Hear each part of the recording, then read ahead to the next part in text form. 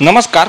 अरबी समुद्रात उत्तर कर्नाटक आणि गोव्याच्या किनारी या भागात चक्राकार वाऱ्याची स्थिती निर्माण झाली असल्यामुळे या वाऱ्याच्या प्रभावामुळेच या भागात आज सायंकाळपर्यंत याचे चक्रीवादळामध्ये रूपांतर होणार आहे आणि या चक्रीवादळाचा परिणाम म्हणून राज्यात अनेक मध्य महाराष्ट्र, मराठवाडा आणि विदर्भात मध्यम तर काही ठिकाणी जोरदार ते काही ठिकाणी मुसळधार पावसाची शक्यता हवामान खात्याने वर्तवलेली आहे।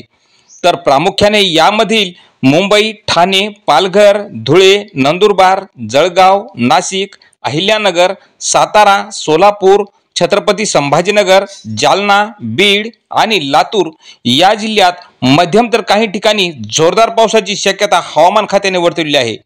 तर मुसळधार ते अतिमुसळधार पावसाचे जिल्हे म्हणजे रायगड, रत्नागिरी, सिंधुदुर्ग, पुणे आणि कोल्हापूर या जिल्ह्यात मुसळधार ते अतिमुसळधार पावसाची शक्यता वर्तवण्यात आलेली असून कोकण भागातील अनेक भागात तसेच अकोला, अमरावती, बुलढाणा, नागपूर, वाशिम आणि यवतमाळ या जिल्ह्यात मध्यम तर काही ठिकाणी सोसाट्याच्या वादळी वाऱ्यासह ताशी 40 ते 50 किलोमीटर प्रति तास वेगाने वारे वाहतील आणि तुरळक भागात मध्यम तर काही ठिकाणी गारपिटीची शक्यता भारतीय हवामानशास्त्र विभागाने वर्तवलेली आहे।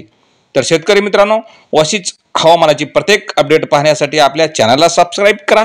धन्यवाद।